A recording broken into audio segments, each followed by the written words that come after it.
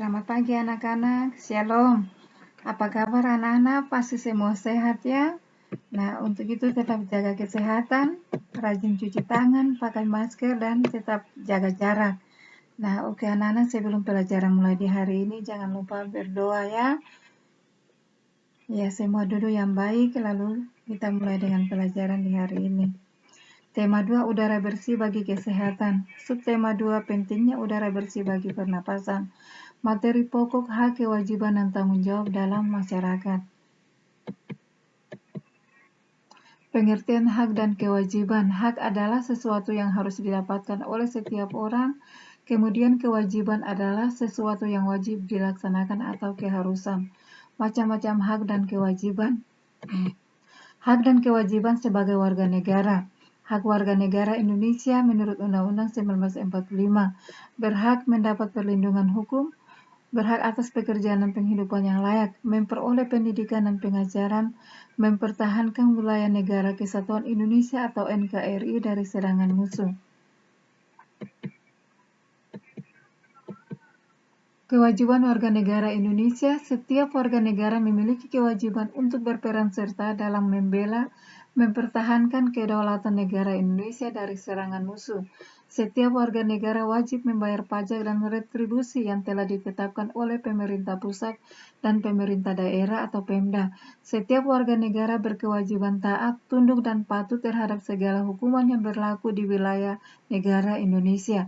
Setiap warga negara wajib turut serta dalam pembangunan untuk membangun bangsa agar bangsa kita bisa berkembang dan maju ke arah yang lebih baik. Hak dan kewajiban sebagai masyarakat. Hak setiap warga masyarakat mendapat perlindungan dari masyarakat, berhak menghargai dan dihargai di lingkungan masyarakat, berhak untuk menghormati dan dihormati, berhak untuk menyampaikan pendapat di lingkungan masyarakat.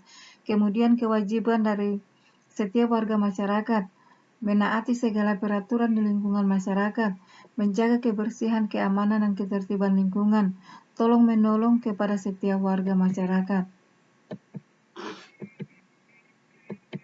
Hak dan kewajiban di lingkungan sekolah. Hak siswa di lingkungan sekolah yang mendapat pengajaran dan pendidikan, mendapatkan pengetahuan dan bimbingan dalam belajar, mendapatkan perlakuan yang sama, mendapatkan fasilitas yang sama di sekolah.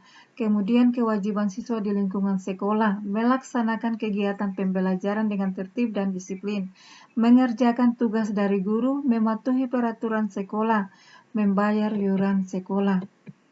Hak dan kewajiban di lingkungan keluarga.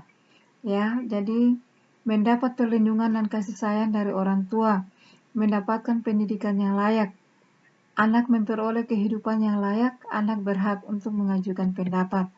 Kewajiban anak di lingkungan keluarga, jadi mematuhi perintah orang tua, menyayangi, menghormati, dan membantu orang tua, melaksanakan peraturan yang dibuat keluarga, wajib belajar dan mengerjakan tugas dari sekolah.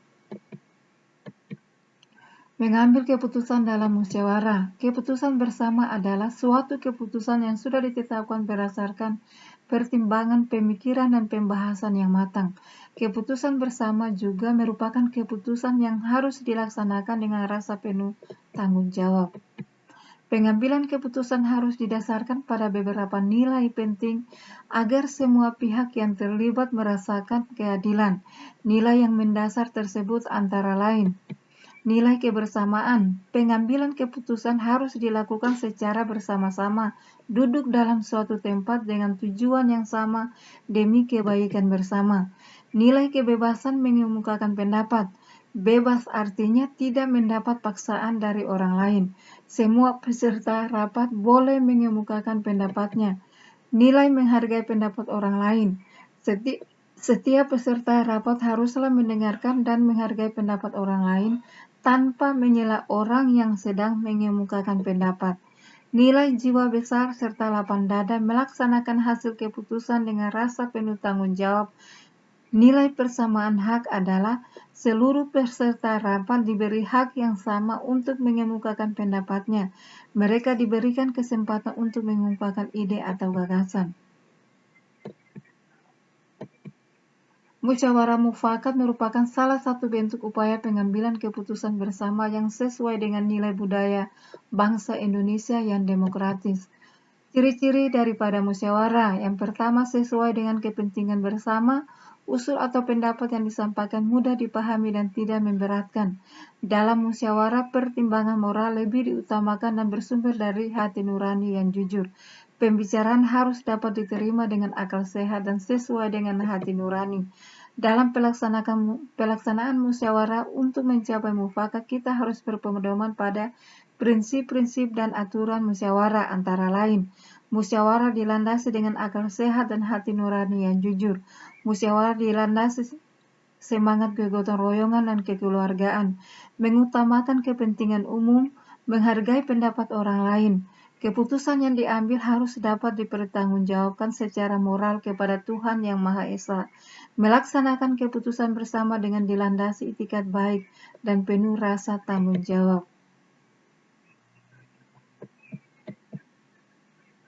Tata cara dan persyaratan musyawarah antara lain: peserta musyawarah harus hadir sebelum musyawarah dimulai. Musyawarah dimulai jika peserta musyawarah telah mencapai quorum. Quorum adalah penetapan jumlah minimum anggota yang harus hadir pada saat musyawarah. Ada susunan kepanitiaan yang minimal terdiri dari ketua, notulis, dan peserta musyawarah. Setiap peserta musyawarah berhak menyampaikan pendapat. Setiap peserta musyawarah harus menghargai pendapat orang lain. Pendapat yang disampaikan harus dapat diterima akal sehat, tidak untuk kepentingan pribadi atau golongan, tidak menimbulkan perpecahan, sesuai dengan norma, dan tidak menyinggung perasaan orang lain. Nah, anak-anak, ayo menulis. Nah, di sini anak-anak ada contoh ya. Anak-anak harus menulis contoh hak anak-anak dalam anggota keluarga apa. Kemudian contoh hak kewajiban dalam anggota keluarga apa.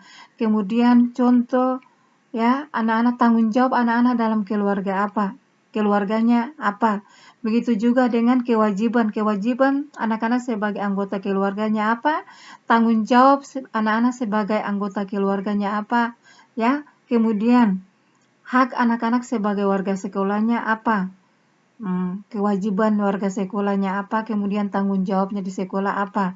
Ya, begitu juga dengan hak dalam masyarakat apa, kewajiban masyarakat apa, dan tanggung jawab anak-anak dalam masyarakat itu apa ya. Anak-anak nanti anak-anak selesaikan ini ya. Nah, oke anak-anak, kita pelajaran sampai di sini. Selamat siang, shalom.